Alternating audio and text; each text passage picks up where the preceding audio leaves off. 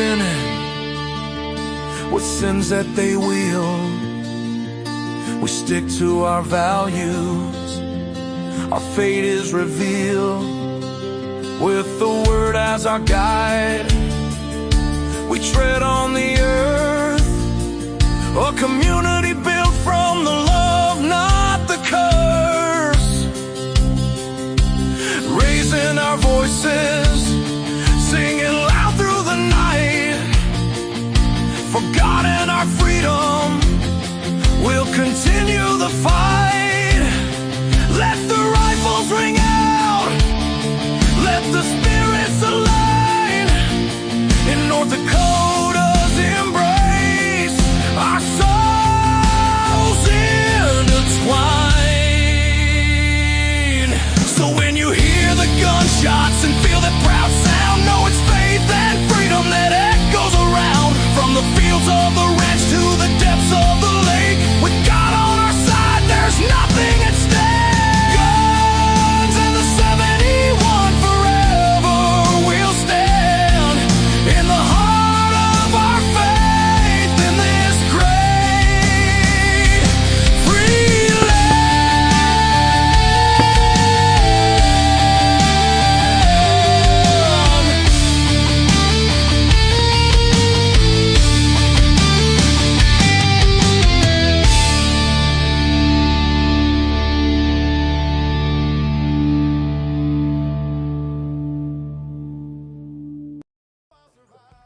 All right. Good evening, ladies and gentlemen. I am back. I am having some gremlins here tonight. I see that our G&T701 Facebook page did not connect. I do not know why. I know it worked earlier this afternoon when I promoted the show. So the backup one is working. Leon's is working. Mine is working. Rack's Adventure Team, they're all working. So we do have Facebook out there. You're probably just going to have to find another means. Twitter is back, or X, I still call it Twitter. It is up and running as well. We've been having some issues with that, but that was none of our fault. Evidently, that has been corrected on Restream. So, good evening, everybody. Glad to have you joining us. Thanks to Leon and thanks to Vance for covering for me. There was nothing I could do about that and had to go address that situation immediately. All is well. Someday I might tell everybody about it, but it's really it's a family matter, and it needs to probably stay there right now. But we are good. We're okay. The grace of God, you know, we get pulled through. So with that, we're going to start our show off with a prayer again. That's just what I'm going to do from now on. So God, please watch over everybody tonight and tomorrow and the next day, as the turmoil we're seeing is really, really, really starting to show through each and every day. It looks like we're going to be probably having some problems in Iran, which none of our own creating, most likely, but we're probably going to have to go fix it. So please watch over the men and women who are serving our country. Let them serve proudly, let them be victorious, and let them return home. We pray for them each and every day. We also want to ask, Lord, that there's been some trying times, not just for our family, but for others, but to remember that we get shaken. We get shaken, and it happens. It's supposed to happen, and it's supposed to remind us of who's in control, and that is God Almighty. He is our master. He is our Father. He loves us all. He did send his Son to die for us so that we can enter the kingdom of heaven. So, Lord, please, when we are shaken, be with us. And when we're right there, turn to him, everybody, because with him, you will make it through this. Please watch over each and every person that is following and watching and viewing this show so that they may have glory with you. In your name we pray. Amen. All right.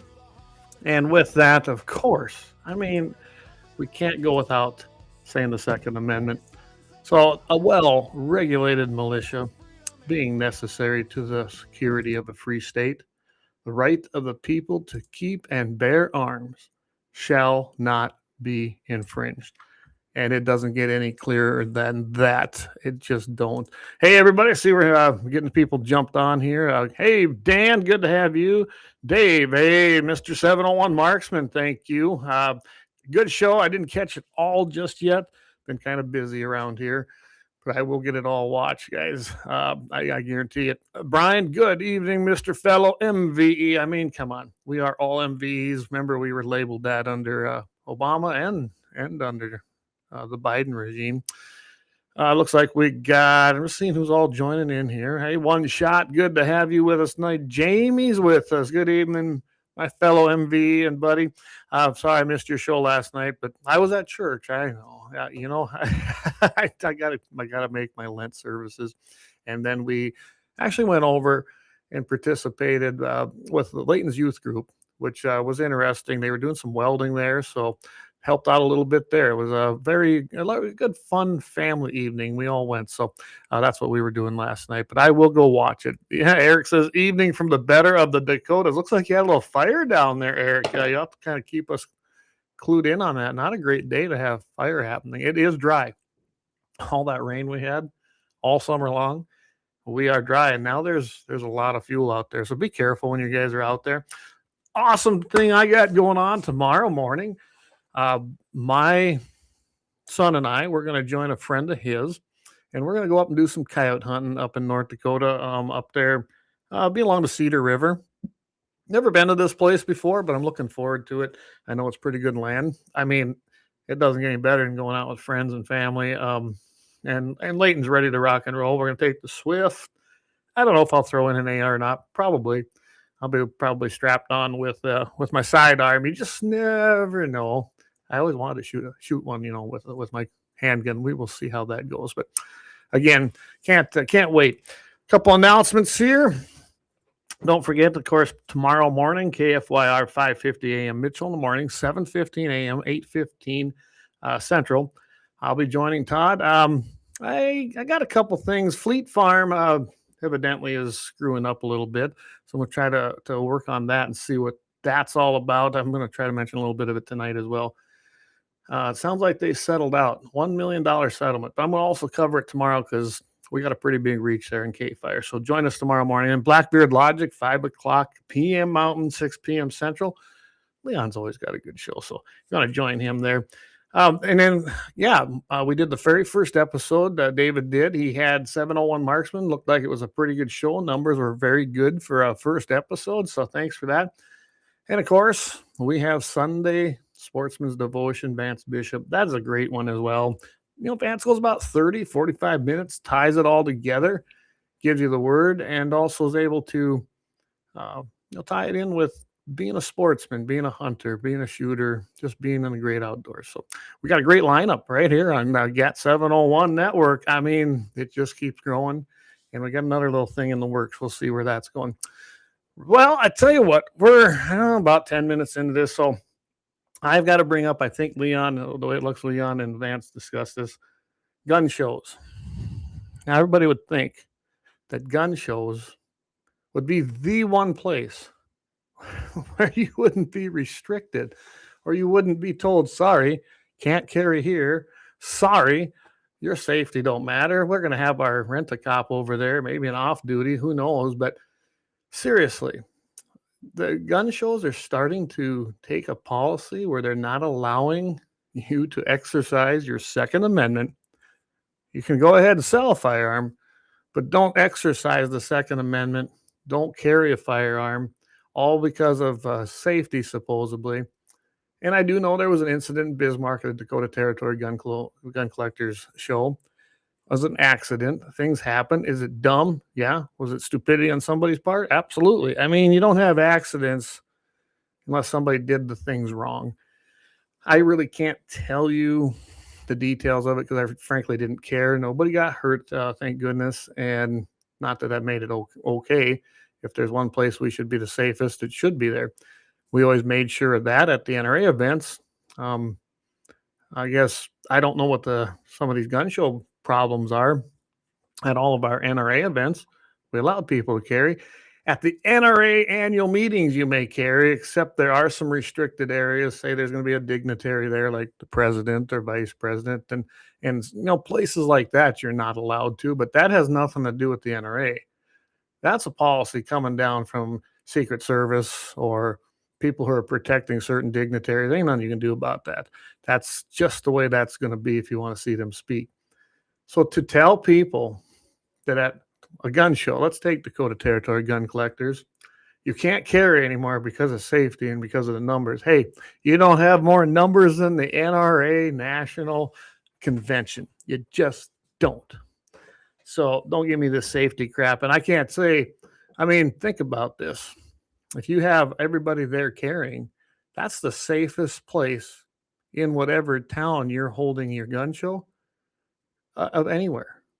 That particular building would probably be the safest place in that town or city that day or that weekend if everybody's carrying in there.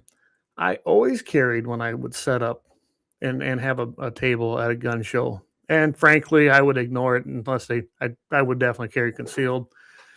I don't think they got any metal detectors there. I would not disclose it. You can kind of just kiss my rear end on that. I'm not going to do it. I just don't understand it. And yes, it is Dakota Territory Gun Collectors as well that has taken up this policy, unfortunately. I would have never thought I'd see it. I don't know if you're able to, probably can't read this, but here's a show rules of conduct, and this is for Dakota Territory Gun Collectors. I had this sent to me. Item E, an item that is considered detrimental by the opinion of the majority board members present to the safety or best interest of this association shall be barred. No loaded or strapped to oneself firearm, that's carrying, guys, except for authorized security personnel. That's their policy. Right there. There's their policy. That's a pretty sad day when the Dakota Territory Gun Collectors, which I am a life member, okay? I have been a life member for many, many years, done a lot of business with them, did a lot of gun shows with them, and now they're telling me I can't carry and exercise my Second Amendment rights, backed up by Bruin, backed up by Heller, backed up on every single major Supreme Court ruling, except there at the Dakota Territory Gun Collectors Association. Sorry, you can't be trusted. You can't carry. You will have your Second Amendment right infringed upon. Seriously. And, you know, I've had a lot of people come to me already and talk to me about this. I go, well, I don't know what to tell you. I hate to say boycott, but I probably won't step foot in another one. If I do, I will carry. If they happen to find out, I'll leave. I'm not going to make a fuss. I can't stop it. It's still a private event hosted by a private organization, and they can make you leave. It's just that simple. Eric says, maybe they should limit cops from handling in courthouses. Yeah, how about that? Not saying a cop shot a gun off in a courthouse in South Dakota and it got brushed off. Bad ARs, you know. Oops, did I say too much about a gun going off? Please tell more, Eric. I think that story should be heard. Yeah, things can happen. They truly can. Accidents can happen. People do the wrong thing, follow the wrong procedures. You shouldn't. You should treat that firearm, if you're a firearm owner, with the complete and utmost respect that you can with it. It should be above and beyond anything you do otherwise, because it is a tool. It is. I always make sure my firearm is pointed in the right direction. Always try to be conscious of those around me.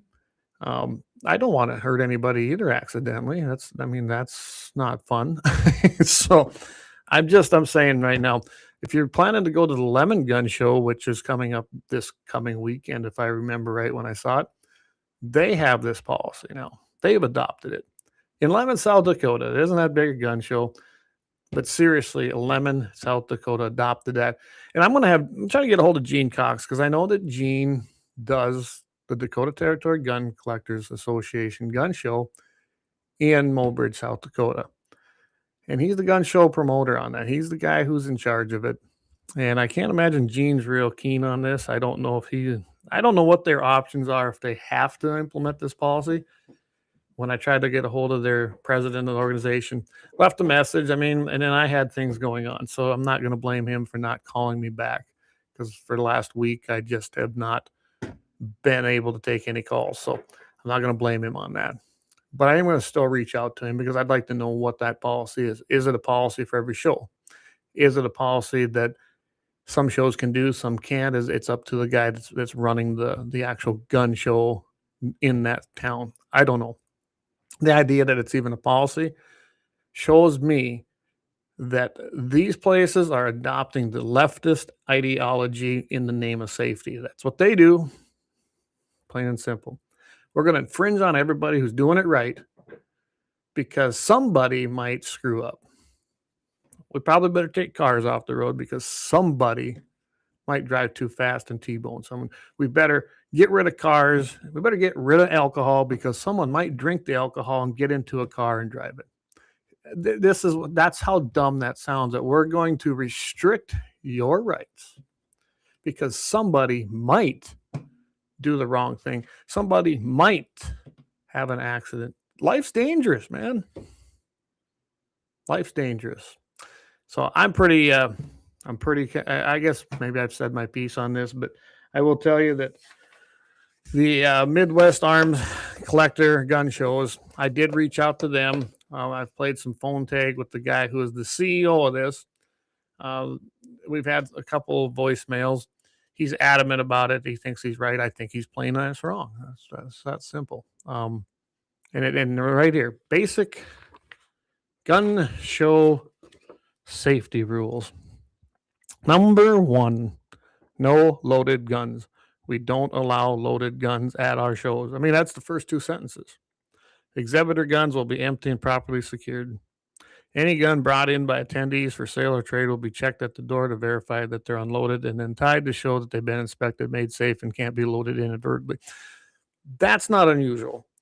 The tying of the guns has been around for a long time. I still think it's ridiculous. But if they're doing it, which they're doing at Dakota Territory Gun Collectors, they're probably doing it at Lemon. They definitely do it at Midwest Arms Collector gun shows and several. I don't know a gun show that isn't putting a zip tie around your firearm. Then what's the problem with me carrying mine loaded? I'm not. If all the other guns that are sitting there that are very available to the public are strapped with a zip tie to, quote, make them not work, because that's going to work, then what's the problem with me carrying concealed? What's the problem with me carrying open? I'm not the problem. They afraid someone's going to take it away from me? I mean, in all honesty, it's just there. I didn't like I pull it out and say, hey, check this out. Blah, blah, blah. We don't do that. We carry them for self-defense. That's the plain and simple truth. If we do take one out to show to somebody because they'd like to look at it, what's the procedure? Drop the mag if you have a semi-auto, pull it back, lock it into position, showing that it's unloaded. It's pretty simple. Simple guns. That's true gun safety. Gun show safety is not taking guns away from law-abiding people. I'm telling you, where I'm seeing these go, they already have problem with attendance at a lot of gun shows because really the deals aren't there.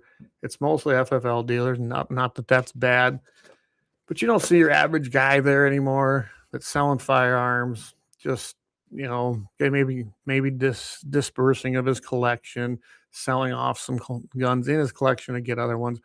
Just enjoying the sport, I guess, of hunting and shooting, enjoying that historical aspect of buying and selling and trading firearms to put in your collection and grow it. And that's becoming a thing of the past. It just truly is.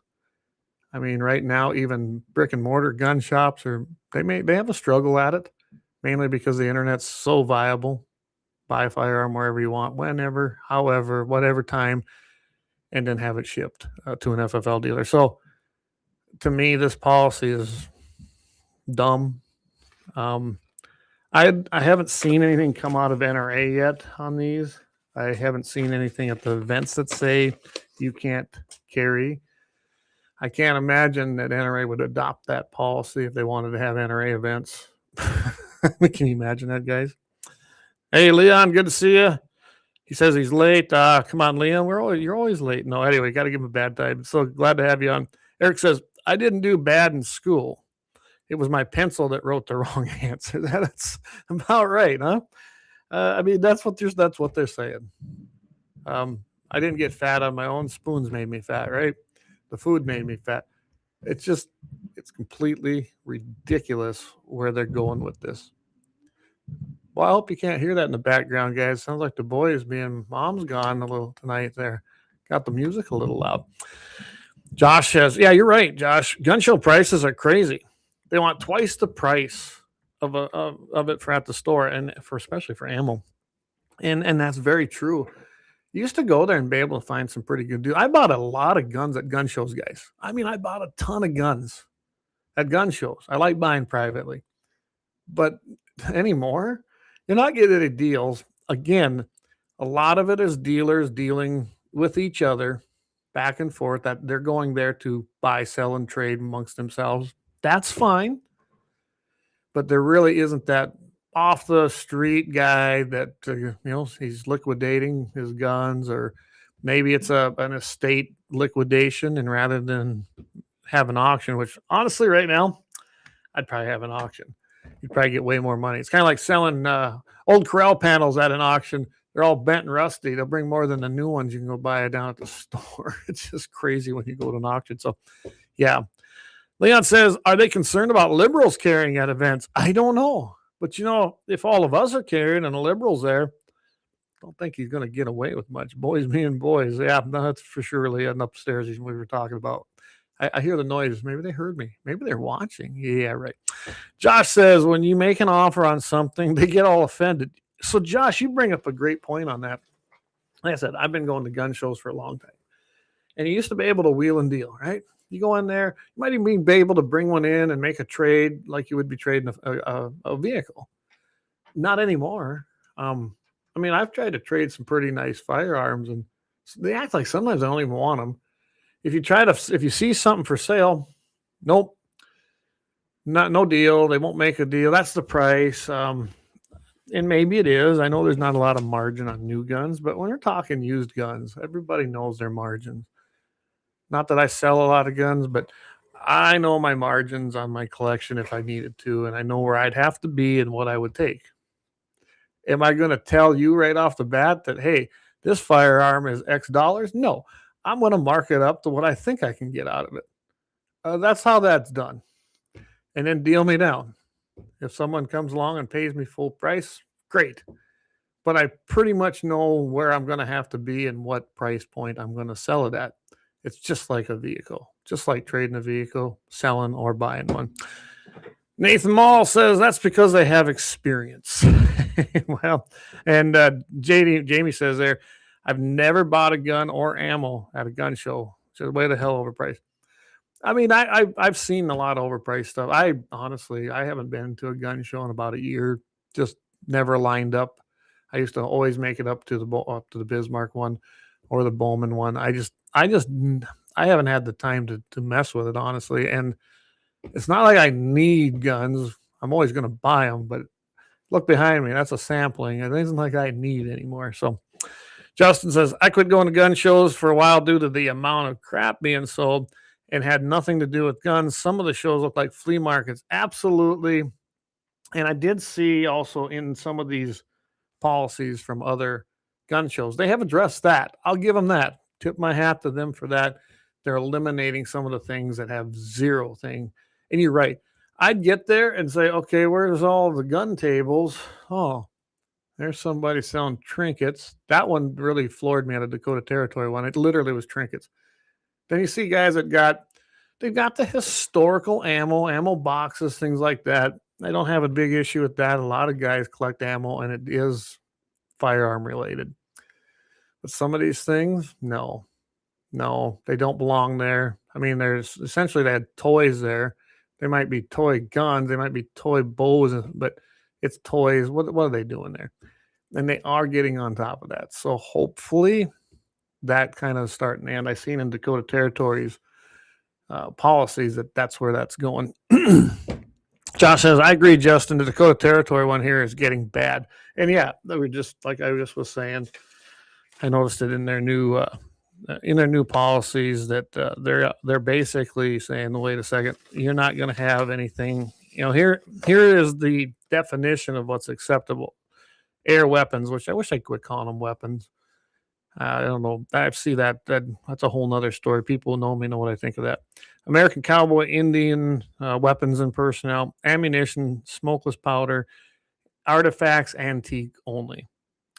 And there is a little bit of thing. There's a few other things here, but for the most part, that's really the primary things that they want at their shows anymore. I know when you look at the Midwest, what they call their Midwest Arms collector gun shows, kind of the same thing, what they allow and what they don't allow. I just kind of go, I do like this one though. They got one here that says, ask before touching. That should be a given. Be a responsible member while you're there buying and selling. That's any business. Supervise your kids and teens. We love to see them, but make sure they're not running around. I mean, they got some other things there. Leave your pets at home unless they're a service animal. They got some things that are probably good, but the not caring, that's a no-go for me. Eric says, guns are big boys' toys. Absolutely, Eric. Absolutely. So, guys, it's good. Imagine that. Half hour kind of goes fast. I am going to talk a little bit about a meeting that myself and Dusty Backer and Daryl Lease, we got together with Jeb Williams and crew up there talking CWD a little bit. We did visit about a possibility of a feeding program, which I wouldn't hold my breath, anybody. We did kind of make some great points on the way they're doing it don't work. The way they do it's expensive. You shouldn't be doing it that way. And I don't know if it fell on deaf ears or not. We talked about populations of deer. You should have seen their look when basically kind of mentioned it. Well, maybe you should shut down seasons in them areas. So you can tell that ain't going to happen. It might lose the green. So let's take a quick break. Thank some sponsors. LAUER Auto Repair down there in 309 South Washington. Asking the guys, I'm telling you, they're the people to go to if you need anything done to your vehicle. They've been with us since the very, very beginning of this show, and we could not do it without great sponsors like LAUER Auto Repair.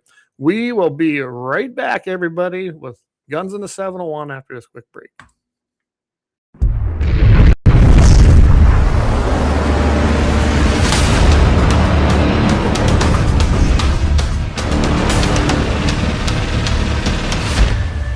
LAUER Auto Repair, located at 309 South Washington Street in Bismarck, North Dakota. Give them a call at 701-258-6308. The team of mechanics at LAUER Auto can take care of any problem your vehicle is having. And when you do business with LAUER, you can be assured you're doing business with a pro Second Amendment America First repair shop. There are plenty of other auto repair shops in the Bismarck-Mandan area. But why take a chance at patronizing a shop that might not have your beliefs at heart? Make no mistake. LAUER Auto is your pro Second Amendment repair shop. When you talk to the guys at LAUER Auto, don't forget to tell them that you heard they are a sponsor of Guns in the 701 and that you appreciate their support of our pro Second Amendment, pro North Dakota live stream and podcast. That's LAUER Auto Repair, 701-258-6308. 701-258-6308. Located 309 South Washington Street in Bismarck, North Dakota. When you want it done right, Go where lemons go. Kalen's Auto Service, owned and operated by Kalen and Misty Foss, lifelong locals with over 25 years experience. From modern rides to classic restorations, they can handle it all. Top quality work, fair price, and honest hometown values. Located just one block south of Highway 12 on 6th Avenue West in Lemon, Kalen's Auto Service, serving you with all your auto repair needs. For the best gun gear for every and any situation, Little Angry Man Arms LLC has you covered. Top-notch guns from top-name brands like Winchester, Glock, Sig Sauer, and Ruger to essential extras from Magpul, Streamlight, Hollow, Sun Optics, and more. Little Angry Man Arms LLC have everything to make your shooting adventures a success. Visit littleangrymanarms.com today and gear up for your next big hunt, competition, or home defense. Don't miss out on our exclusive deals. Little Angry Man Arms LLC, based in Trail City, South Dakota, your ultimate hunting partner. At Horton Laser Craft, we believe in the power of personalization. Whether it's a cherished memory, a special occasion, or a unique gift, our custom laser engraving brings your vision to life. Our expert craftsmen and state-of-the-art technology ensure every piece is a work of art. From personalized decor to one-of-a-kind keepsakes, Horton Lasercraft makes every moment unforgettable. Horton Lasercraft is owned and operated by a local veteran and his wife located near Thunderhawk, South Dakota. They provide custom laser products at a reasonable price, and their turnaround time is fast and efficient. Custom board cutting, glassware, decanter sets, mugs, assorted stainless steel jewelry, assorted tags, decor, custom acrylic nightlights, and much, much more. Call them up at 605-545-7535. Horton Lasercraft, where memories are engraved.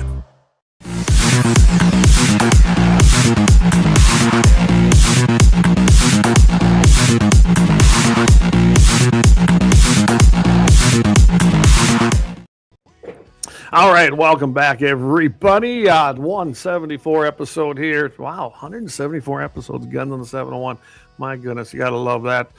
Appreciate everybody. Thanks to all our great sponsors. Again, we can't do it without any of them, and we do we do appreciate their support. So, JD says, those old lever guns might be too offensive. Wink, wink. Yeah, maybe there.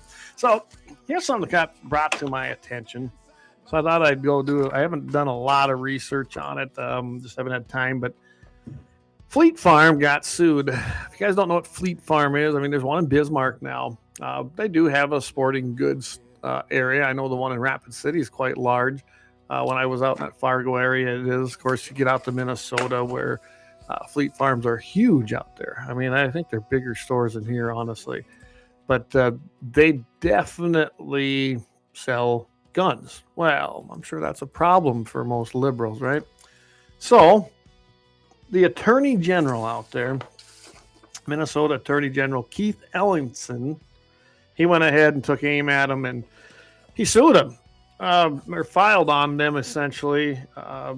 He said that the store facilitated multiple straw purchases. That's what he said. He said including one used in a supposed mass shooting. And the one that he referenced, some people got injured, nobody got killed.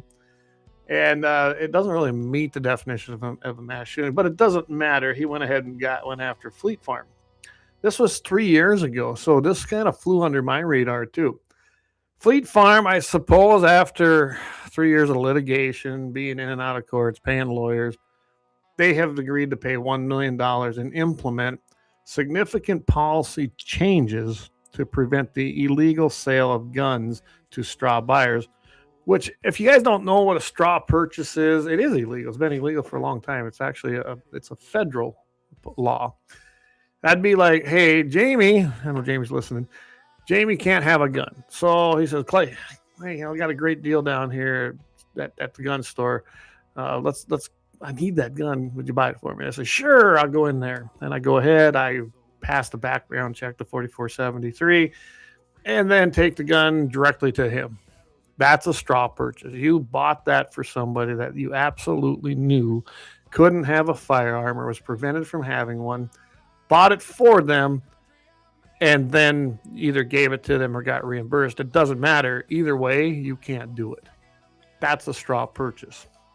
The little bit I looked into this, the straw purchase that they were actually going to, basing their whole entire case on, it's probably what's been tied up in court for 3 years, is circumstantial at best, and I'm not even sure it's really a straw purchase, but it doesn't matter. They decided to settle, and I'm sure to them, pretty big corporation, said, I guess whatever, man.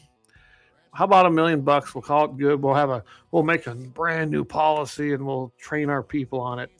So Ellenson, then he comes out. Of course, this is a big victory for him, right? Oh my goodness. The liberals finally took down somebody. I took Fleet Farm to court after the company put the lives of Minnesotans in danger by ignoring clear warning signs and selling guns to straw buyers. The warning signs that Fleet Farm ignored were so clear that Fleet Farm themselves went on to use those sales as examples of obvious red flags in internal training. So the part I did look up on that, not a false statement, not what he's making it of. They used it as an example of what might be considered one, but they couldn't say it was.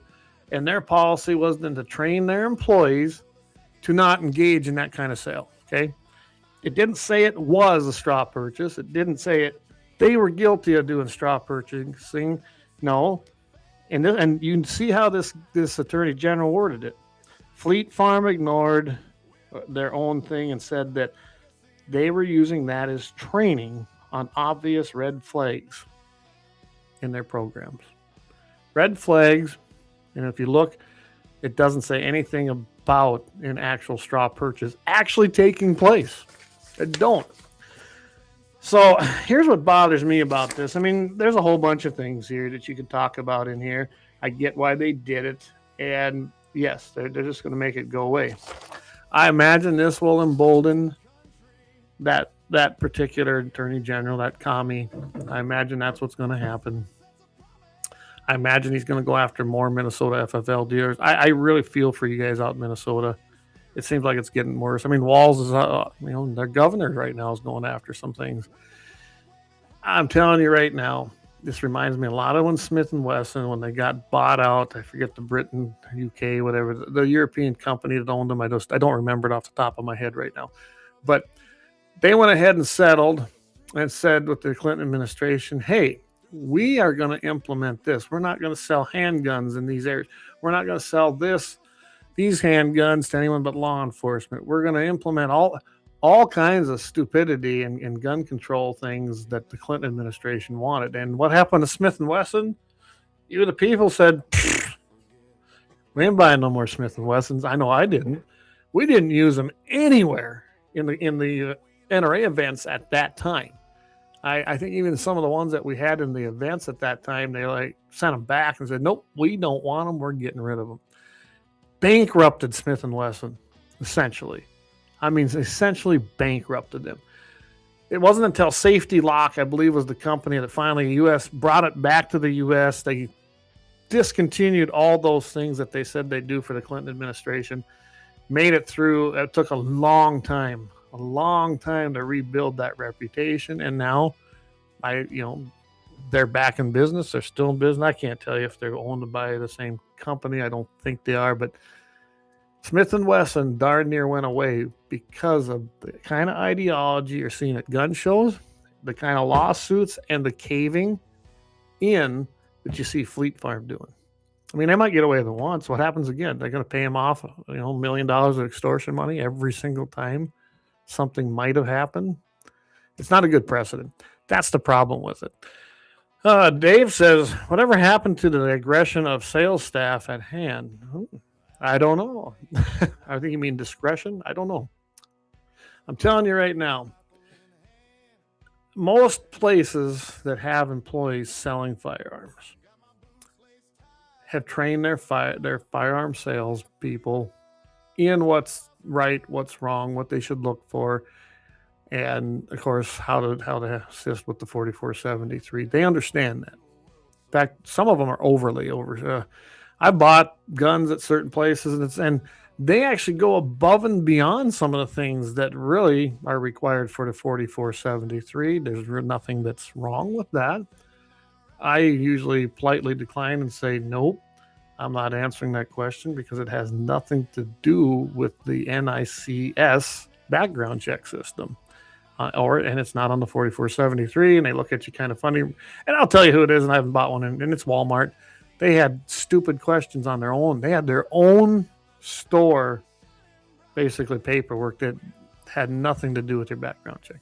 Whether they've discontinued that or not, I don't know, because I refuse to buy my ammo, my firearms, hunting. I buy nothing from Walmart when it comes to hunting and shooting, because I'm not going to support a company that I know does not support us. They just pretty much keep their mouth shut because they like to have the money. They're all about the money. Justin says, I see Smith & Wesson's gotten rid of the Hillary hole finally. Nice. Let's see. Kelly says, what did the $1 million payment go to improve anything? Kelly, I don't know. It doesn't say. I should, that's a good question. Maybe I'll try to dig into that this evening. If I can find out what they're planning to give that money to from that settlement, maybe I can let Todd know on tomorrow when I'm on the show, because that is a great question. We always hear these settlements. We always hear of fines and all these other things. And where does that money go? Well, it's probably the same place a lot of our money goes, right on down the drain and to something useless. Knowing Minnesota, they probably have some kind of a victim fund. There's a victim fund for everything in that state. Who knows? They probably dispersed it to maybe the people that were supposedly in this mass shooting. I don't know. We'll have to find out. By the way, glad to have you listen, Kelly. We haven't talked for a few days, but I'm still out here, so I don't know about you guys. What say you? I think these kinds of lawsuits they set precedent. We saw this with Smith and Wesson, and I remembered all the hoorah going, hey, look at this. We've made some progress, and other companies are going to follow. Other firearms manufacturers did not follow. They knew it would be suicide business-wise and said, no, we're not doing that. And Smith and Wesson was almost thrown on the ash heap of history. They almost were, but they pulled through. Like I said, they changed. Clinton went out of office. Bush came in. They got bought out basically in bankruptcy, and they were able to revive the brand. Like I said, I can't tell you, though, right now. I think right now, if anyone knows, let me know, because I really have no clue where Smith & Wesson's at right now. Eric, yeah, Minnesota sends it to the luring center. I love that one, Eric. The luring centers. I haven't heard much about that, have we, lately? All of a sudden, what's going on there? Yeah. Bad news out there. It really is. Minnesota's got a lot of problems in about 3 different spots. The rest of the state's pretty conservative. If you look at how their voting goes, it's a shame because they got great fishing. Their hunting is good in areas, not so much in others. Kind of crowded. But yeah, it's a great place to go fishing. It really is. They got a lot of great fishing lakes for just about anything, whether you're chasing northerns or muskies, walleyes, panfish. You got it all out there. But to be in that state and live there, I don't know how you guys do it. It's like living behind the enemy lines. Like Chris Brownell up there. We love you, guy. But man, I don't know how you do it up there. I guess somebody's got to live there. That reminds me, so we are planning. I will give you more details coming up. Hey, good evening. It has been a while, Mr. Plum Rancher. Letting you know that I believe we're going to do our 2A day like we did here last year, although I didn't make it because of the roads were so muddy getting there because the highway was tore up. But David's been to that. I know Axe has been coming down to that down at Wayland's. I got to get the details hammered out with Wayland. I'm pretty sure Chris is going to be out here from Minnesota with his boys and his crew. I'm going to be bringing my sons. Don't know if Deeks is going to make it, but everybody's invited. I'll get you dates. I'll let you know what's going on. We've got a 1 mile steel out there, so you can try your hand at 1 mile. David did it. I'm telling you, the 701 marksman, he drilled it. He did it with a Savage, so it can be done. Sonny Elliott says, they only like it if they have guns. Yeah, that's just it. They only like it, that being the government, the tyrants. If they got guns, it's fine. But the rest of us, nope. Anyway, so stay tuned for that. We're going to be doing another 2A day. And Axe, I'm hoping you do one up there again. I'm planning to make it unless something big comes up. But we're looking at that Memorial Day weekend is probably when we're going to be over there at Wayland's, down there. Having a great time again, shooting steel and running around on the buggies. They got not buggies. They're like razors. I'm not into the big ATV thing, but they're fast. Let's just say that, and they're a lot of fun. So keep that in mind. We'll be posting more information. I know it's only February, but it will sneak up on you fast. And those of you guys that know Chris, if he's made targets for you before, let me know. You can probably let Axe know. I think Jamie might even have his number, but we can definitely get you in touch with Chris, and he'll probably cut you out anything you want and bring it along, because the shipping will kill you otherwise. So definitely want to do that. Hey, we're about 10 minutes out. David says, you can't take my crown. There's the challenge. He just dropped the gauntlet. 1 mile, guys. 1 mile. Might want to think about it. It's a lot of fun. All right, we're going to take one more quick break. We're almost at the top of the hour. We'll come back to give you a couple little tidbits to think about before the top of the hour. And then when we come back from that, I am going to talk about the North Dakota Game and Fish meeting that I had. I think you'll find it interesting, but not surprising. Nothing changes with them people. They really don't. Nice visit, I guess you'd say. It was cordial, but I don't know if we made much headway. But we did have a meeting. some ideas were floated, and I think it went in one ear and out the other. So, all right, we will be right back.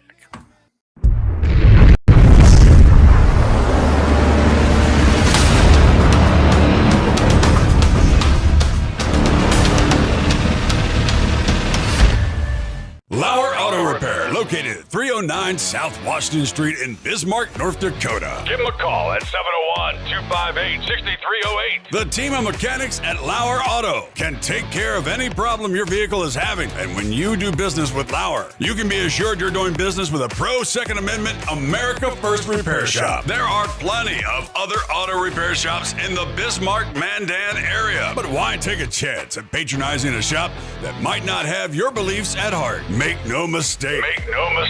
LAUER Auto is your pro Second Amendment repair shop. When you talk to the guys at LAUER Auto, don't forget to tell them that you heard they are a sponsor of Guns and the 701 and that you appreciate their support of our pro Second Amendment, pro North Dakota live stream and podcast. That's LAUER Auto Repair, 701-258-6308. 701-258-6308. Located 309 South Washington Street in Bismarck, North Dakota. When you want it done right, Go where lemons go. Kalen's Auto Service, owned and operated by Kalen and Misty Foss, lifelong locals with over 25 years experience. From modern rides to classic restorations, they can handle it all. Top quality work, fair price, and honest hometown values. Located just 1 block south of Highway 12 on 6th Avenue West in Lemon, Kalen's Auto Service, serving you with all your auto repair needs. For the best gun gear for every and any situation, Little Angry Man Arms LLC has you covered. Top-notch guns from top-name brands like Winchester, Glock, Sig Sauer, and Ruger to essential extras from Magpul's, Streamlight, Hollow, Sun Optics, and more. Little Angry Man Arms LLC have everything to make your shooting adventures a success. Visit littleangrymanarms.com today and gear up for your next big hunt, competition, or home defense. Don't miss out on our exclusive deals. Little Angry Man Arms LLC, based in Trail City, South Dakota, your ultimate hunting partner. At Horton Laser Craft, we believe in the power of personalization.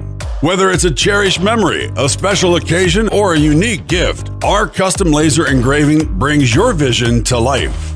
Our expert craftsmen and state-of-the-art technology ensure every piece is a work of art.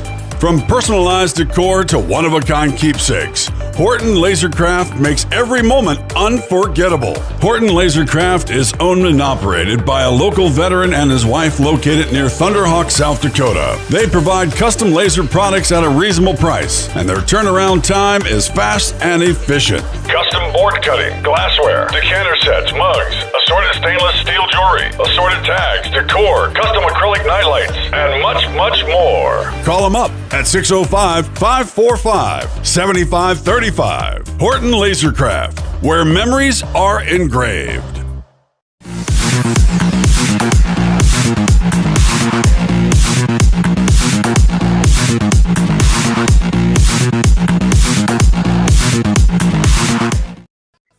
All right, we are back. Guns and 701. And we got number 174 episode it's almost in the can right now here. By the way, Horton Lasercraft, I have a new shipment of these coming. She's working on them. Got some new great business cards. I know I showed them to Vance. I know that Vance and David and Leon all seen them. Them things are cool. They're little metal ones. They're something you can keep. They got all the shows on them. I tell you, we're doing some things. Working on those new sweatshirts too. Another new hooded sweatshirt with another design. Been working with Heather on those. So yeah, we got some great things coming up. You're gonna want to go ahead and hit that store and go ahead and make a purchase. I mean, that does help everybody. It truly does help us. Or subscribe. There's that subscription thing right there. Go ahead and scan that.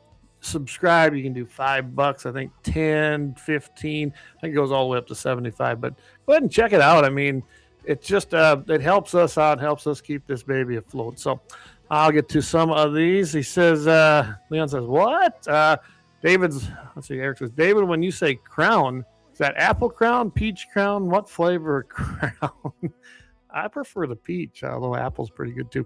He says, 308 Winchester. Oh boy, there we go. Sounds like you guys got a challenge now. You got to come down to that, and then you're going to have to shoot the mile. I will tell you right now, I missed. It's been a long time since I shot a mile. I don't think I could do it right now. I'm pretty positive I couldn't. Did do that when we went to Wyoming. That was a lot of fun. But maybe I'll get some trigger time in. I know I'm going coyote hunting tomorrow. The range is pretty much set. I got the stuff now to put up my 1,000-yard gong, and I should be able to put up my mile gong and give it a run. We'll see. I'm not promising anything, but it is a lot of fun to give it a try. So make sure you go visit our sponsors. Horton Laser Craft does some fantastic work. I know she had a little accident, so she can't walk much. So I know she's making stuff, so that's not a bad thing. You can get some mortars in right there. LAUER Auto Repair, some of the best mechanics up there in Bismarck, North Dakota. You want to go check them out on 309 South Washington. And, of course, you got Kalen's Auto Repair right here in Lemon, South Dakota to the west of me. And I'm telling you, Kalen knows them old rigs. He knows the newer ones. We prefer the older ones. Done a fantastic job on some of my stuff. Tires, alignments, you name it, he does it. Kalen's Auto Service. And, of course, Little Angry Man Arms over there in Trail City. You want to give John a call over there because he can set you up with some cans. He can set you up with some firearms, and he can just have everything you need. He's got some cool deals on some entry-level thermals that seem to be pretty good, so you want to catch that out. All right. So we're going to go into this. I had a meeting. I would have been Dusty Backer. If you don't remember Dusty, he's been on the show a few times, and he's been working on the CWD thing. We don't deny it probably exists. I'm with him on this. They've never showed a pre-on to anybody. If you just saw the new report that came out, that's kind of interesting, honestly. I mean, 16 deer out of almost 1,200 tested. They said tested positive. All deer died from hunters, okay? No deaths occurred in any unit in North Dakota from CWD. They died from lead poisoning. They died from the bullet of a hunter during season. Period.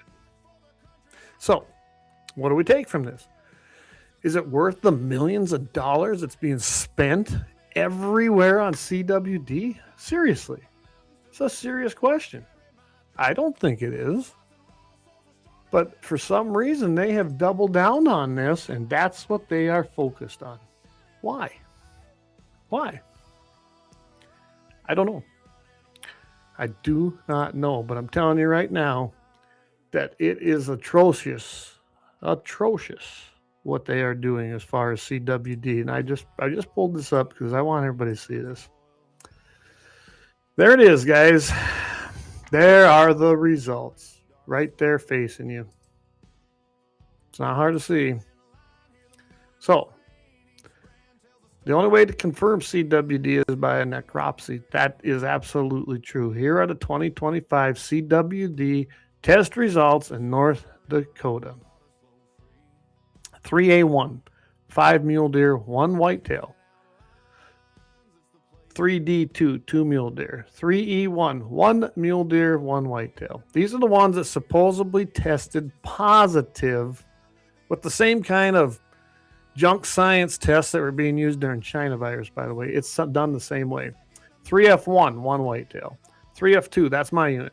2 mule deer, 1 whitetail. Notice how the whitetails are getting it, and we kind of always question, well, what about the whitetails? EHD nails them, but they always said that in the beginning they said, nah, they don't get it. Now all of a sudden they're getting it. I'm telling you, there's probably something with that too. 2B, 1 whitetail. They claim that CWD was not previously detected in units 2B and 3D2. I don't think they have yet, my personal analogy of that. And so that's 2 new ones. So get ready for that being called a CWD unit. Remember, the more units they have, when you look at a map and you see all these units, maybe 1 deer in there, but the whole unit, 3F2 is a huge unit. 3F2 has 3 whole deer that died from hunters. Did not die from CWD. Did not die from CWD. I can't stress this enough. But we have our whole unit, huge unit. Guess what? The whole unit is a CWD unit. So when you start looking at the map, my God, This is an epidemic. Look at all them units. Look at all them units that are colored as CWD. Yeah. They're not trying to fool you, are they? Yeah, right. I'm telling you, it's crazy what you're seeing with the CWD thing. But I wanted everybody to see this report. CWD results, 1,224 animals were for chronic testing disease were sampled. Not really. Let's talk about a scientific sample. You have a control. You have it pretty sterile. You have certain conditions to prevent contamination, but not the game and fish. Game and Fish puts up a dumpster collection area. You take that head, you throw it in there with multiple other heads. They're all mingling and decaying in there. They collect them. Who knows when? I don't know. I've never seen one collected. They must at some point. And then they go do sampling of each and every one of them for their own unique markers, supposedly, to show you CWD. I mean, that sounds pretty scientific, right? I mean, just throw them, lump them, no control. You don't have a control sample. Nope. Throw everything in one big bin as it's decaying and dead. Let it sit there for how many days? Who knows in what kind of heat? This year was pretty warm. And then take that sampling, sort them out, do what they need to do, I guess. And I guess you're going to get just a crystal clear sampling, aren't you, for CWD? I wasn't planning to talk about that, but I seen it got posted. I thought, well, we probably better talk about that a little bit. I mean, I would think so, right? It's getting insane what they're doing. Look for new rules, I imagine. That's going to be my guess. And I'm 16 deer. 16 deer total supposedly tested, which is less than what? Probably 14%, 15%. I'm not going to do the math. It's less than that. And that's out of the sampling, not the deer herd, right? Not the deer herd. That's the sampling. Remember, whoever is telling you the narrative, they're going to also give you the slant to it. So just remember that. Hey, Tom, good evening. Glad to have you on here. None in 3B2, Jamie says, outstanding. CWD stands for chronically wasting dollars. Amen, Justin. I can't agree with you more. Yes, Jamie says, hit that button, folks, that thumbs up button. It ain't that hard. It really isn't. Do it on mine. Jamie's got 701 Nation over there. Do it on all of our shows, all them episodes. It breaks those algorithms. We're doing pretty good. I know we've had quite an uptick here, so I thank everybody for the new subs to Guns and 701 Network and all of the traffic there, because it's really been quite great here in the first 2 months of the year. So appreciate all that. Dave says, what was the count in 3D2? 3D2 had 2 mule deer. So, and I don't know how big that one is, but Eric says 1,200 plus dumb people in North Dakota, all those that turned in heads. Yeah, I don't turn one in. I'm not going to turn one in. I don't care what they want.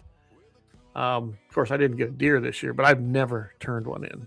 It's kind of like when I lived in South Dakota and they always wanted you to send them teeth in. Eric probably did. It was that when they first did it, I haven't done it for years because I haven't had a tag down there, but you could always get a hold of them and tell how old your deer was, which I thought was nice. I could send that in, you put your information on and find out just how old them deer were, which actually helped me learn how to age deer really kind of by looking at them, because I tried to pay attention to it when I'd get them. I don't know what they do with them now. Eric, maybe you can enlighten me on that, because I have no clue what South Dakota is doing down there anymore, being I haven't hunted there in a long time as far as for deer, because I don't need to. I got everything I need right here, so I don't do it. I'd be curious. I really would, to see what that's all about.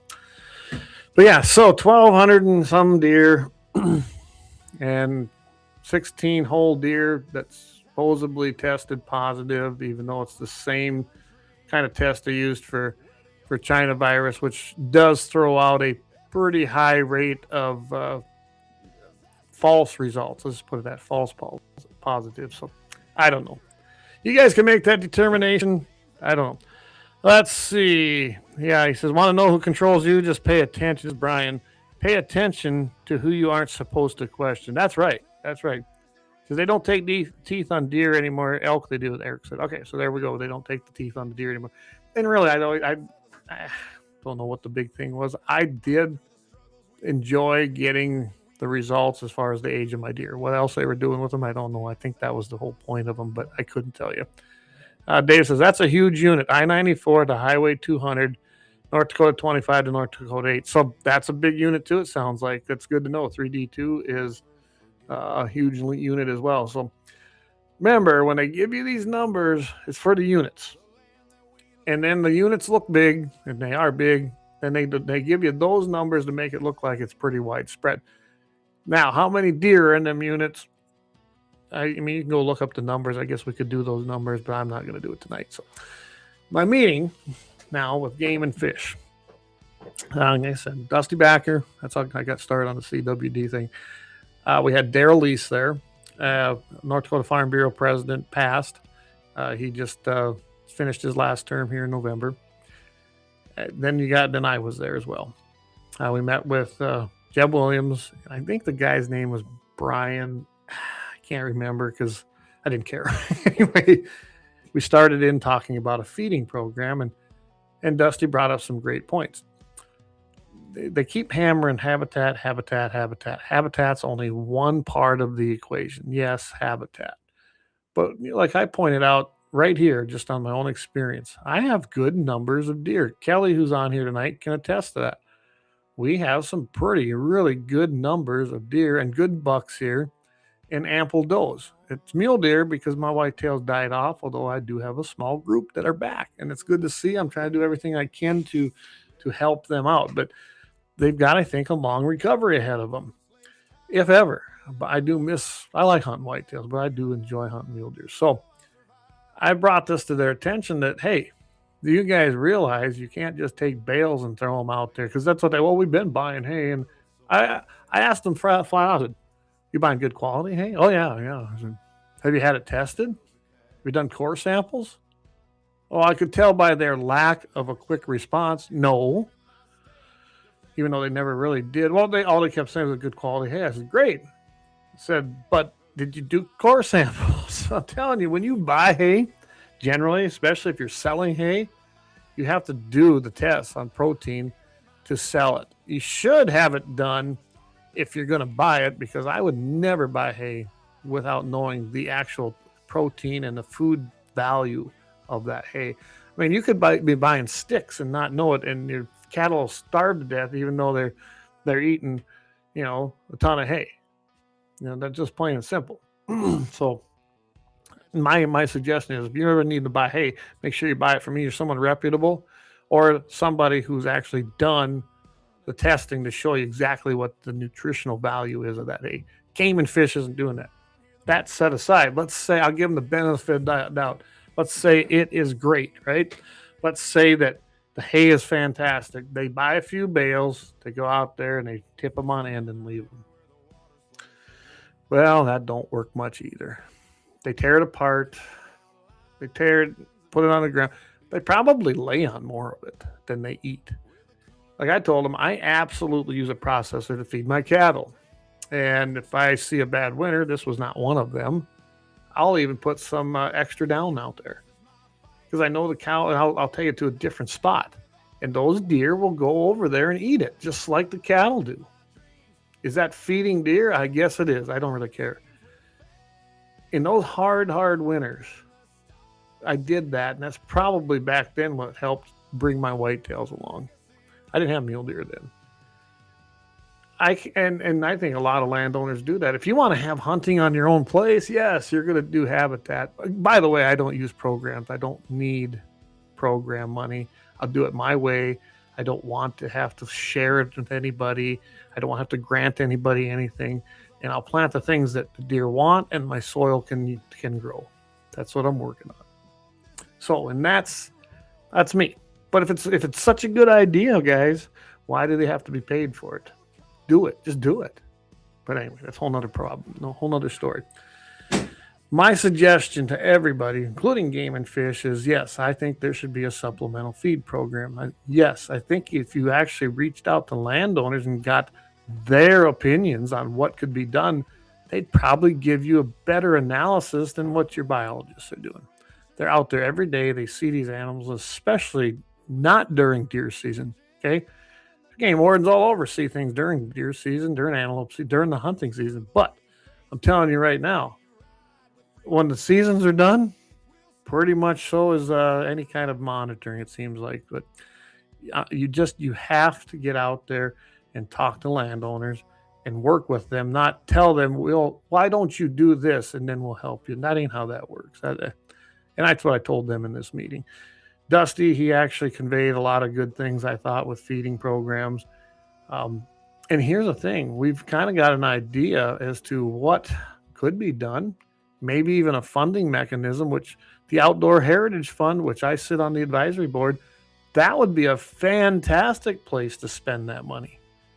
A supplemental, and I don't like the idea of deer feeding. It's a supplemental nutrition program or a supplemental feeding program for deer in bad, winters, bad drought, whatever it might be. Not an every year thing. You shouldn't do that anyway. They're not pets. They're not livestock. But if they need some supplemental nutrition to get through a hard winter, maybe that's a good thing to spend this grant money on that I look at and review, and not one single grant in there for that. So just so you guys know, it's never been done.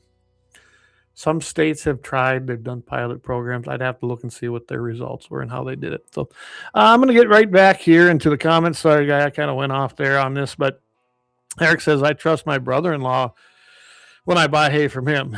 Yeah, if he feeds his livestock that hay, my little Democrat prairie maggots, sheep, they'll eat it too. I love it. Yes, I know your brother-in-law. He's got good hay. I have good hay. I've got some older stuff too. That's kind of what I would, if I had to go feed, say, wildlife right now, that's the stuff I'd get. If you're trying to keep birds alive, good oats hay would be good. You can actually lay that out in the processor, and you will, of course, feed your animals, and you'll be able to also see those birds go scratch through it and catch what the animals didn't eat. It's just a kind of a dual purpose when you start to think about that. Josh says, they do put in a few food plots out here as well as other wildlife management areas at hunt. Yeah, we talked about those, Josh. Those are okay. I mean, they are. Again, they're not habitat. They're okay for feed, but they are not as effective as, say, grinding hay. They just aren't. It's a lot more processing, a lot more. And then if you get a bad snow, them food plots are smoked. Can't get in them. They're so done. We're not talking about feeding deer every year. I'm not anyway. We're talking about when bad weather. I'm talking feet of snow to come down, and some of these blizzards we had, back in '98. We had one in around 06, 07. We had a small one. The big blizzards, when they hit, that's when we tend to lose deer. And honestly, tall grass is no good either. Habitat's great until it's snowed under. Shelter belts are pretty good. Trees are good protection. They will fill in on one side, but generally the other side will be clear. That's where you go feed. I'm telling you right now, I have literally taken bales out there and laid them out in an area just to hopefully the deer would find them in a bad year. Because I like to hunt. And in all honesty, in the grand scheme of things, putting a few bales out there to try and supplement them deer really isn't affecting my bottom line. It truly is not. And if that is affecting your bottom line, maybe you should sharpen your pencil, or maybe not buy that $80,000 pickup or that $500,000 combine. Maybe you should make some considerations on how you're spending your money, and is it good for your land and for the structure in that ecosystem? Because it's not. You probably better start prioritizing what you're doing. I've done it, so don't tell me it can't be done. Josh says, as much as they do bail in place like Dawson's WMA, it's crazy to me that they're buying hay. Yeah, I mean, I don't know where else they'd get it unless they purchased it. And I'm telling you right now, what they're doing, the way they're doing it, it's probably the most wasteful way to feed. They're wasting more hay, so they're wasting the money. If you can work with the landowner, again, that's where the landowner comes in, which they don't seem to care to work with. And I brought that flat up to Jeb. He walked around the question, talked around, and never did answer. We have the equipment. We can get it done. Why not work with that landowner? Why not? I don't really care about those public areas because they're so hammered out anyway. And again, putting it out like that is wasteful. It just truly is. I think food plots are a good idea, but not when a blizzard hits. They snow under. And then there's not much use in them. So they do work, but in certain, just like a supplemental feeding program is a good idea, but I think in probably the worst conditions that you're starting to see in a winter, because that's probably where the most death rate comes out of that. So all I can say is the whole meeting, I guess my take on it, when we got done, they heard us. I guess they listened to us, or I shouldn't say listen. They took our conversation and let us be there. Will anything come of it? I doubt it.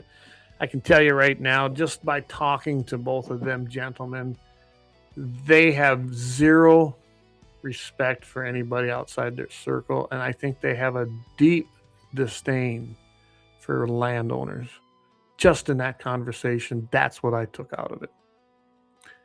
Hey, like I said, Jeb and I, we talked face to face. The other guy, we all talked face to face. But the disdain that they have, they think we're stupid. I'm telling you, they didn't say that. But the way they talk, we don't know anything. They know it all.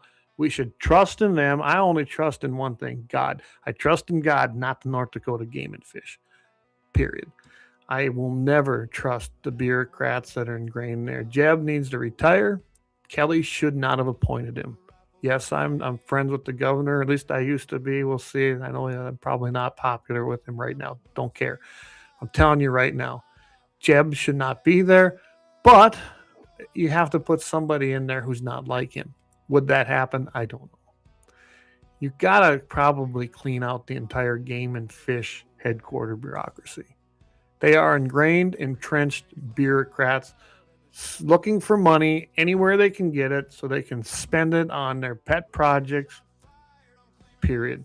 Who's the one entity that hasn't been hurt in in the declining deer populations across North Dakota? Who has not been hurt in that?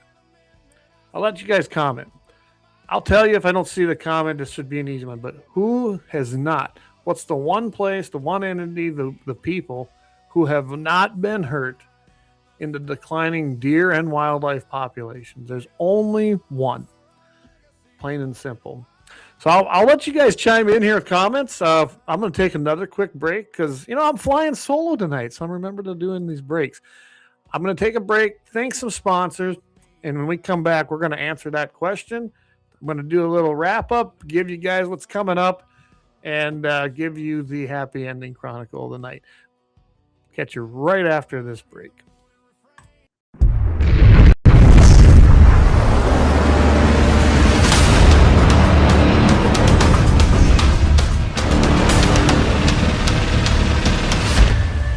LAUER Auto Repair, located at 309 South Washington Street in Bismarck, North Dakota. Give them a call at 701-258-6308. The team of mechanics at LAUER Auto can take care of any problem your vehicle is having. And when you do business with LAUER, you can be assured you're doing business with a pro Second Amendment America First repair shop. There are plenty of other auto repair shops in the Bismarck-Mandan area. But why take a chance at patronizing a shop that might not have your beliefs at heart? Make no mistake. LAUER Auto is your pro Second Amendment repair shop. When you talk to the guys at LAUER Auto, don't forget to tell them that you heard they are a sponsor of Guns and the 701 and that you appreciate their support of our pro Second Amendment, pro North Dakota live stream and podcast. That's LAUER Auto Repair, 701-258-6308. 701-258-6308. Located 309 South Washington Street in Bismarck, North Dakota.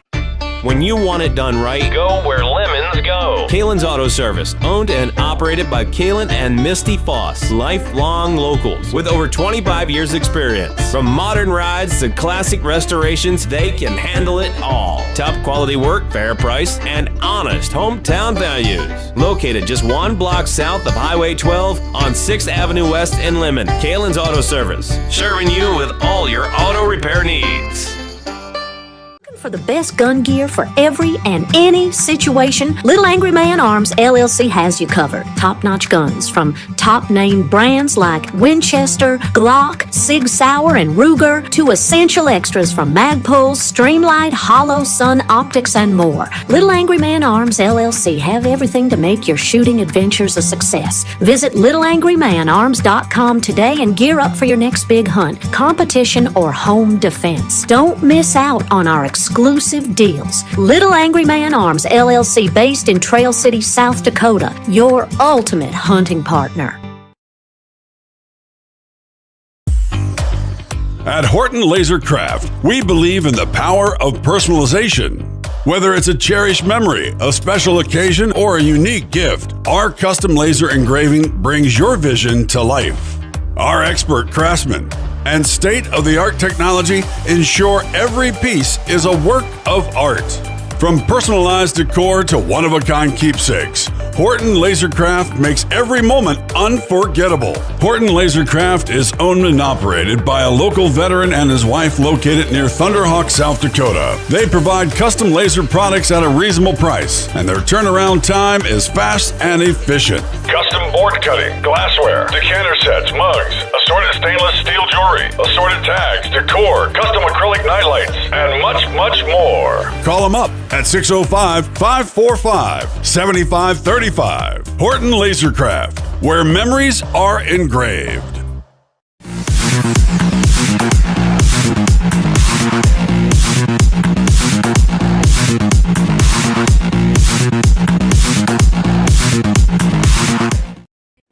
All right, we are back. So I'm going to give you all the answer, David. No, it's not the insurance commission, although they probably haven't been hurt either. The Game and Fish. The North Dakota Game and Fish is the one and only entity, the one and only people that haven't been hurt by declining wildlife populations because they still sell tags. They still sell licenses, plain and simple. They don't care. If they truly cared about the lowest numbers we have seen since I've been in this state, then maybe they ought to take some of them units. Not every unit's in decline, by the way, but some of them are. Those units close the season. They've done it with antelope season. We've had antelope seasons in 6A closed many times because of declining or very low numbers. Do it with deer. See, they won't. They won't. They want the money. They want your money. Just like the antelope season. I brought that up to them too. And I go, yeah, you want to try that? If you think you're going to try that with deer, good luck, because you're going to have a riot on your hands. As they were complaining about the access, I said, well, why don't you try something stupid like that? And to their credit, North Dakota Game and Fish really was not for that. That was pushed by the commie Sean Cleary and also the backcountry homos. Them guys pushed it. Backcountry, I always call them, the backcountry hunters and anglers are not our friend. They're not sportsmen. They hate the private landowner. And that entity and Sean Cleary carried that weight to make that 50% rule, which I have not been a victim of it. That's fine. I don't need a tag. Both my boys drew. But you know what I did? Nobody else got to hunt antelope here. You know what? You know who was the losers on that? The hunters. You know who the winners were? The winners were North Dakota Game and Fish again. They were able to increase the tags like they did in my unit. They went from 90 to 180, which they shouldn't have. There were no numbers to back that. The 50% rule went into effect. So 90 of those tags went to guys that had 10 points. I mean, they've been waiting 10 years, 9 years, however many points that they blew their points, got their tag. Yeah, I got my tag. I can get an antelope. Got out here, couldn't hunt. Good job, guys. Good job. That's where we're at. And I told Jebin that. I said, you guys don't care, do you? Well, yeah. I said, well, why would you close it down? Because I said I didn't get a tag. I was pretty honest about it. I said, you take my tag away to hunt my land? Guess what, Jeb? You can't hunt. Plain and simple. Well, he didn't like that. I don't care. Plain don't care. So keep that in mind. The only people that ever win, the only organization that loves hunting season every year because they don't care which side wins is them, because they still collect their money. Just think of the extra money they took in on antelope tags, and they had a clearing. They cleaned out the points from guys that probably had 10 years in there. Now they got to start over. Good job. Anyway, going to go quickly back here. Brian says bow hunters seem to come through each new dilemma just fine. At least their opportunity does. We mentioned that too. We mentioned the bow hunting thing a little bit too. That was a good meeting. It was not a productive meeting, but that was brought up too, Brian, about the bow hunters. Maybe they need to sacrifice a little too, because they never do. Jamie's like, yeah, MVE 100%, they do. And we're talking about the game and fish being the only people that benefit from this. Cost of tags is going up. Number of deer is dwindling. Yep, absolutely, Justin. So James says there shouldn't be one whitetail deer tag doled out in 3B2 this year, and probably not next year as well. Exactly, Jamie. I've been up there hunting with Jamie. It's a lot of good time. But I'm looking forward to this fall as well. Hopefully, Leighton is going to still be pretty darn good. I mean, he's very healthy right now. So. But she's absolutely right. I didn't see no whitetails up there. I mean, I think Jamie sees one every once in a while, and that used to be whitetail country up there in that Golden Valley area, and there just aren't any. And kind of here too. I think we got more than you do, Jamie. There's no doubt about it. So, Justin, Sean Cleary is the same rat that helped implement the extra waterfowl stamp for North Dakota. Yes, he is. And I don't know how you'd get rid of this guy, because Bismarck's purplish at best. I think that is the, quote, conservative that can get elected, unfortunately. I don't think a good conservative could. But Cleary don't know nothing about wildlife. I mean, he's got his little skinny jeans, his little soy boy stuff, whatever. The guy doesn't know nothing. He knows nothing about hunting and wildlife, really, not like we all do out here. And if you guys don't know who he is, go to the legislative website, look up who he is, print his picture out. Make sure if he does decide he wants to hunt, tell him no. Don't let him hunt. He's no good. That's what I'm going to tell you. Jay says, hell yeah. He says, let's get after those roosters. I'm all for it, buddy. I tell you what, I'm looking forward to hunting season this year, because I know what we got here at our place. You got to come down, too. I think we got to get some prairie dog shooting again. You got to bring Axe down here. Jason's town, I know that we had a little snake problem there, but the town got bigger. I was just down there. I'm telling you, man, there's some big dogs out there, and I think it'd be a lot of fun because hardly anybody shot on it. So we probably need to make that happen, and we could even do that if it gets nice here in the next month. So, yeah, I'm all ready to rock and roll on that. So I'm just saying right now, Game and Fish, after my meeting, I walked away. It was unproductive. It was cordial. But again, I think it was just to appease having a meeting. Sound like now they can say we talked, right? I'm not ready for. I'm kind of done with talking. I want action. That starts with the retirement. Big family reasons, personal, whatever Jeb wants. Let him retire how he wants. That needs to happen, or fire him. I mean, it's that simple. If I was a governor, he'd be fired. Jeb Williams should be fired. Jeb, if you're watching, I really don't care. You should be fired. I would fire you. I don't care about your retirement. I don't care about your pension. I don't care about anything you do, because you have been no good for Game and Fish. Or I should take that back. You've been great for Game and Fish, the department, the bureaucracy. You've been horrible for wildlife. You've been horrible for landowners. And the worst part is, us landowners, we'll get through it. We can still get some gratis tag. We can still hunt our game. We still control, whether you guys like it or not. We have 100% control of the outcomes of your management.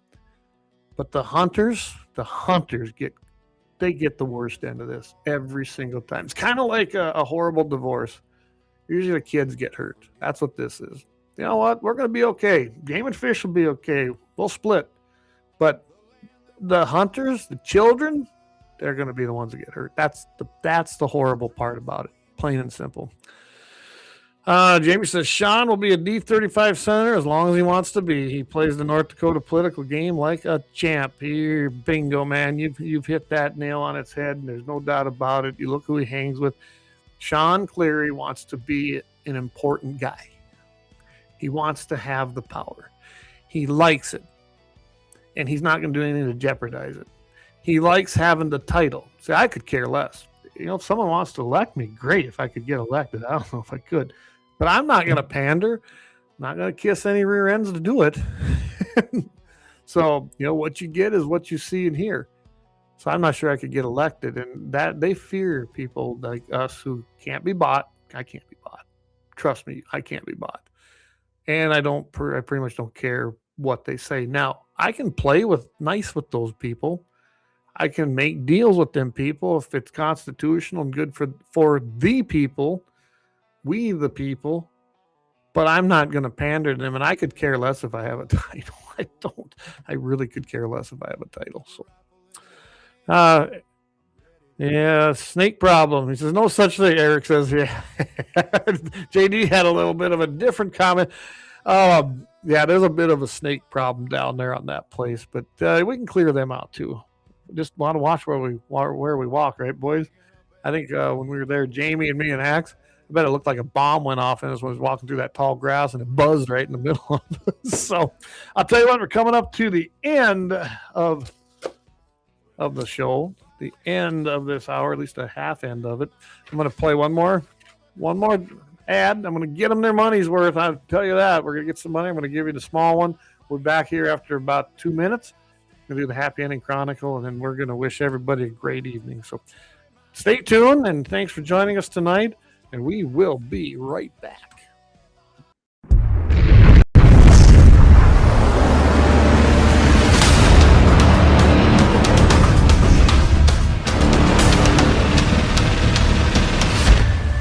LAUER Auto Repair, located at 309 South Washington Street in Bismarck, North Dakota. Give them a call at 701-258-6308. The team of mechanics at LAUER Auto can take care of any problem your vehicle is having. And when you do business with LAUER, you can be assured you're doing business with a pro Second Amendment America First repair shop. There are plenty of other auto repair shops in the Bismarck-Mandan area. But why take a chance at patronizing a shop that might not have your beliefs at heart? Make no mistake. LAUER Auto is your pro Second Amendment repair shop. When you talk to the guys at LAUER Auto, don't forget to tell them that you heard they are a sponsor of Guns and the 701 and that you appreciate their support of our pro Second Amendment, pro North Dakota live stream and podcast. That's LAUER Auto Repair, 701-258-6308. 701-258-6308. Located 309 South Washington Street in Bismarck, North Dakota. When you want it done right, Go where lemons go. Kalen's Auto Service, owned and operated by Kalen and Misty Foss, lifelong locals with over 25 years experience. From modern rides to classic restorations, they can handle it all. Top quality work, fair price, and honest hometown values. Located just 1 block south of Highway 12 on 6th Avenue West in Lemon, Kalen's Auto Service, serving you with all your auto repair needs.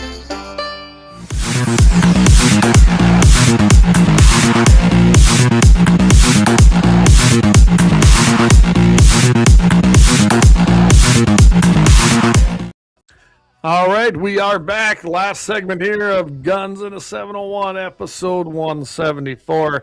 I do believe, I got to confirm this, but if I am looking at my calendar correctly, we have our first Monday of the month coming up here next week, March 2nd. So I will get a hold of Michael Bell. That's usually when we do our segment, Gat 701 segment on K-Fire. So yeah, I'll have to get a hold of him, let you know, but I'm pretty sure you can tune in Monday morning and I'm going to be on because that's what we've been trying to make sure we do. And I sure enjoy getting on there. And that's usually the full 2 hours. Who knows? I bet you I can find some things. I know there's an issue over there in Minnesota. That's Walls and his gun control, but he's getting some pushback even in his party. Are there sane Democrats out there? I don't believe it, but we shall find out. I don't know.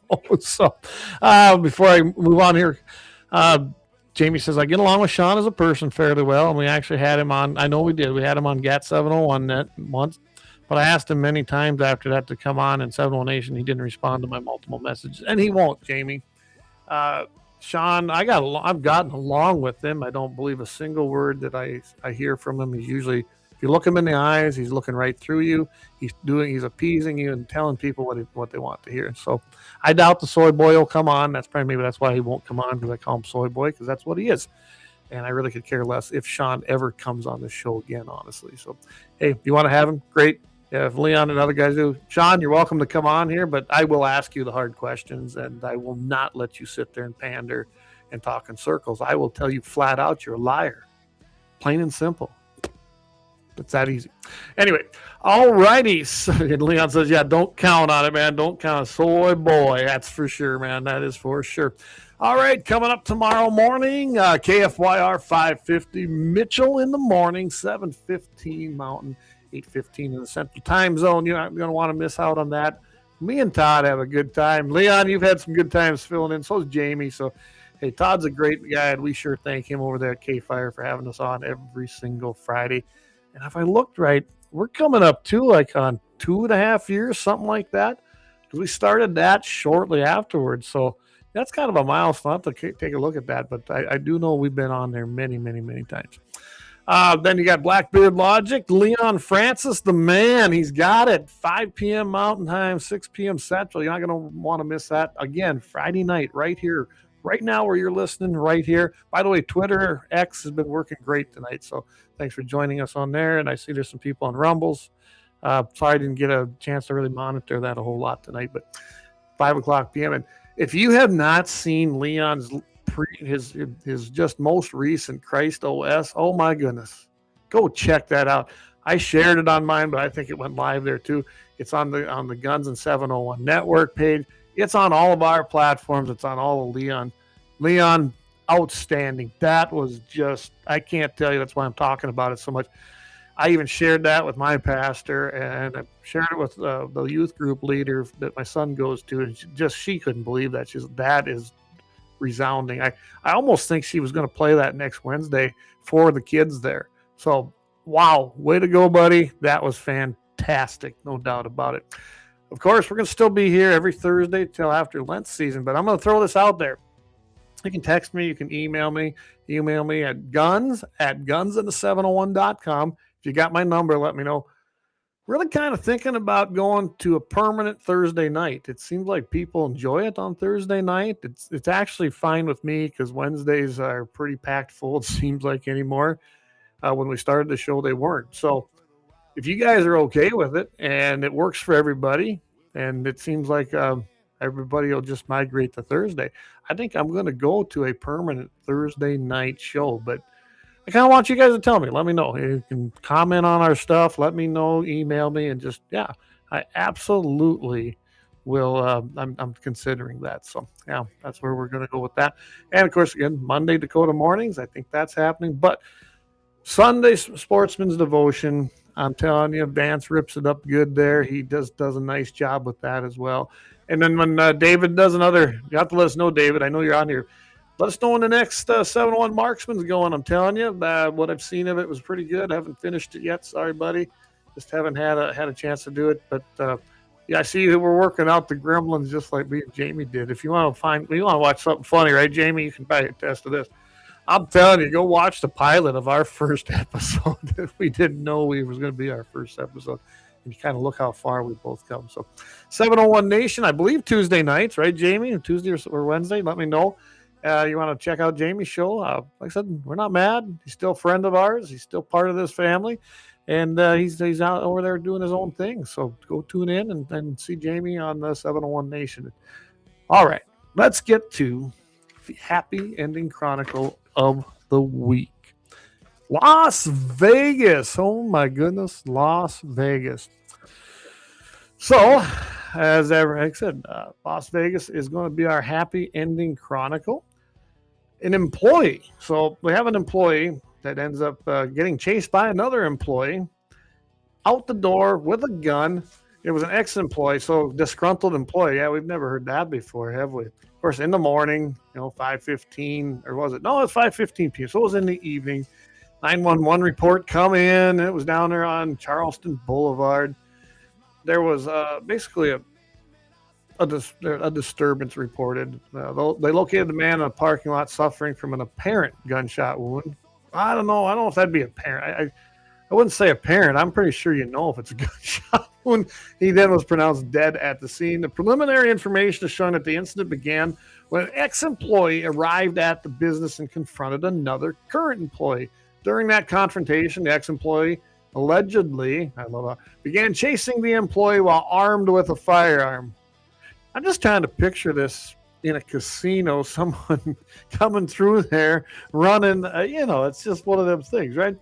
They say that the second employee then retrieved a firearm from his vehicle as he seen this and shot the armed ex-employee that was chasing the co-worker. Police confirmed that this did happen and that the ex-employee did not get any shots fired off. But so the local story tells it a little bit different, says that you could tell that this ex-employee was definitely confronting the current employees, was making threats, and again, started chasing the other one. He never got any shots off because the other one was running out the door. Guy goes over to his vehicle and takes aim, boom, ends the problem. This guy is actually, he's doing the right thing. He's cooperating with law enforcement. And it kind of looks like, if you know anything about that area, it's probably going to be ruled self-defense and probably we'll see no charges. We don't know that yet. They're still investigating. Remember, though, anytime you're in that situation, that'll happen right here in North Dakota, too.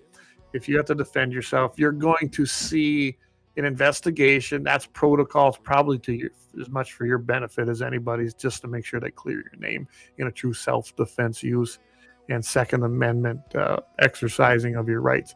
Again, remember, people that are carrying guns, people that have guns. What a novel idea, Dakota. Novel ideal, Dakota Territory gun collectors. People carrying their guns to defend themselves and using them in a lawful way. What a novel idea. Anyway, that is our happy ending chronicle of the week, like Rush says, from my formerly nicotine-stained hands. No, I do not. I just never smoked, but I do like a good cigar once in a while. Everybody, that wraps it up for us tonight. Thank you, everybody, for tuning in. Oh, Jamie T says yes. He says every Tuesday night, 8 p.m. Central, 701 Nation. Go over there and flip that on. And I'll tell you what a lineup as far as our shows. And Jamie, of course, Jamie's like he's still a brother to us. I'm telling you, there's just not a night that you can't get some of the guns in the 701. There's 2A information, hunting, shooting information. I'm telling you, we're starting to cover it all. So, again, thank you, everybody, for tuning in. I'm so blessed to have each and every one of you here and supporting the show. So support our shows, support our network, and we will catch you here again tomorrow morning. Don't worry. Tomorrow morning, I'll be here bright and early, 7:15, KFYR 550 Mitchell morning. God's blessings, everybody. Keep your powder dry, and we will see you soon here on the GAT 701 network.